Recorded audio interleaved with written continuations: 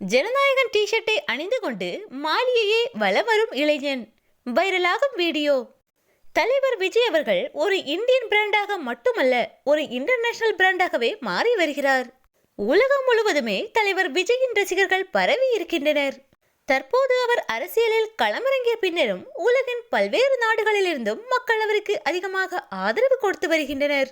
இந்நிலையில் இன்றைய தினம் அவரது கடைசி படமான ஜனநாயகன் திரைப்படம் வெளியாக இருந்த நிலையில் அரசியல் சூழ்ச்சியால் அப்படத்திற்கு சென்சார் சர்டிபிகேட் வழங்காமல் அதன் ரிலீஸ் தேதி மாற்றி வைக்கப்பட்டுள்ளது. மக்களின் நலனுக்காக அரசியல் களத்தில் இறங்கிய அவருக்கு ஆரம்பம் முதலே பல தடைகளை கொடுத்து வருகின்றனர் ஆளும் கட்சியினர்.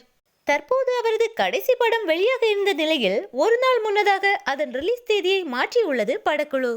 ஆனால் எத்தனை தடைகள் நெருக்கடிகள் அவருக்கு கொடுத்தாலும் அவருக்கு இருக்கும் மக்கள் ஆதரவு அதிகரித்து கொண்டுதான் வருகிறது.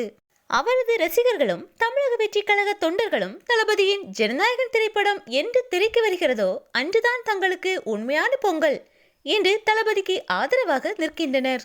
விஜய்க்கு தடைகள் கூட கூடதான் மக்கள் ஆதரவு அதிகரித்து கொண்டு வருகிறது. இதனால் பாதிக்கப்பட போவது ஆளும் கட்சிதான். ஜனநாயகன் திரைப்படம் வெளியாகும் என்ற நம்பிக்கையில் தற்போது ஜனநாயகன் டி-ஷர்ட்டை அணிந்தபடி மாலியில் உள்ள தெருக்களில் இளைஞர் ஒருவர் சுற்றி வரும் காட்சிகள் சமூக வலைதளங்களில் வைரலாகி வருகிறது.